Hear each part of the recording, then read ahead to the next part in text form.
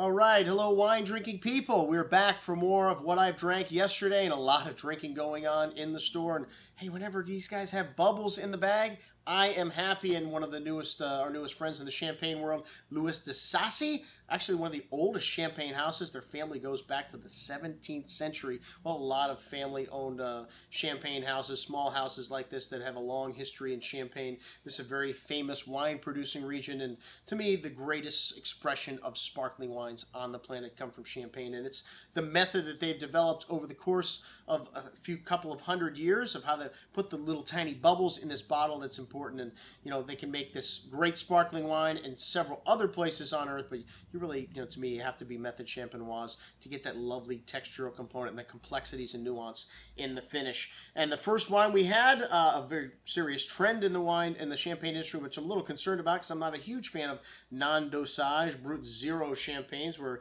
you know, in Champagne, because the acidity level is so high, because Champagne is so far north, you have to add a little sugar to the wine, the finished product, the dosage they call it, to balance out that acidity. There's this trend to ferment Champagne, or to keep Champagne completely dry, not add that dosage to it, which, like I said, I love Champagne. I like to see that little sugar added. It really balances out the high acidic nature of Champagne. Well, this Brut Zero is aged 6 months in oak, a blend of all three varietals, and really nice, more full-bodied style, some lovely nutty aromas, hazelnuts with ripe apple and quince-like fruit on the nose, and a little flinty kind of minerally note there shown as well. A full-bodied and rich style of Champagne with a nice kind of nut cashew note showing through on the nose. Bone dry, those tiny bubbles, nice and smooth on the tongue though. Excellent length and minerality for a bone dry Champagne. Pretty good stuff. The Brut Zero at $48. All right, the Grand Brut. A little more Pinot Noir in this blend, what's similar to the Brut Zero blend, and this is their neighbors to Veuve Clicquot's Le Grand Dame vineyard. So, well, Veuve Clicquot, the most popular champagne in the marketplace today. Nice to tag on to that. They get around 7 grams of residual here, with Veuve Clicquot's probably 9, 10 or more, I would guess.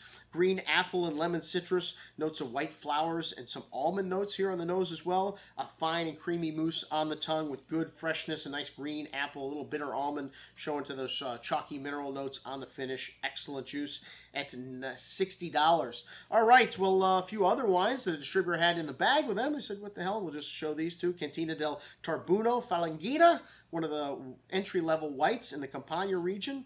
And this had kind of a grain-like beer quality to the nose, a little red apple and orange citrus notes. A slight oily texture, kind of hints of lavender, whetstone, and minerality, ripe apples and tangerine fruits. Very good stuff, very distinctive, this Falanghina, that perfuminess to it, $15. Gruner Veltliner from Huber, Obersteingen, Transcendental.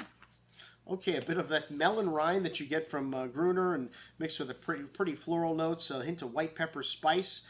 Really nice bouquet there. A light spritz to the green melon and pear-like fruit. Nice freshness, a short but clean finish. That melon rind fruit showing through. Very good stuff. And then a little Prieur de Meunier, the second wine of Chateau de Meunier from Saint Estèphe. These wines coming through Monsieur Touton, the third largest purchaser of Bordeaux in the world. Very ripe and almost sun-dried character to the nose here. This 2003, a really hot year. Sweet tobacco, kind of dark plum and cherry fruit. A nice forward style of Bordeaux. But, you know, these wines really California-esque when they first came out. Now really starting to show their terroir a little bit more as that fruit is starting to fade a little bit. But still a lot of nice sweet fruit here as well. Very good stuff. A little expensive, maybe at $30.50, but it is Bordeaux. All right, from Saint Estèphe. And then Chateau Taillac, the Cuvée Laborie from Margaux. This one had a really forward, inviting bouquet, red currant, cigar box spice, earthy notes, notes of fine herbs as well. Smooth and round on the tongue with lovely ripeness and tannins. One of the things I love about Bordeaux, that freshness. You get these big wines, but still have lovely freshness on the finish. Excellent juice at $36.75. And then Izadi, Rioja Reserva, blend of Tempranillo and Tempranillo, okay, from Artivino, the company that owns Finca Villa Cresces, next door neighbor to Vega Sicilia. Slightly roasted character to the nose here. This wild strawberry and cherry fruit showing notes of sweet herbs, mints, a little coffee night nuance there as well. Nice concentration and depth on the tongue with plush, velvety tannins, good underlying acidity, nice freshness, and those herbs and espresso notes showing through on the finish. excellent juice. And then the $19.50, some great values coming out of Spain today. All right, and then the Pereira Black Slate from the Priorat, named after the terroir that you have in the Priorat, that black slate, which gives you this wine a very unique kind of minerality on the nose, wild flowers, granite kind of rocky smell. You get dark cherry liqueur-like fruit, licorice, dark spices, espresso, bittersweet chocolates. I really like the wines of the Priorat.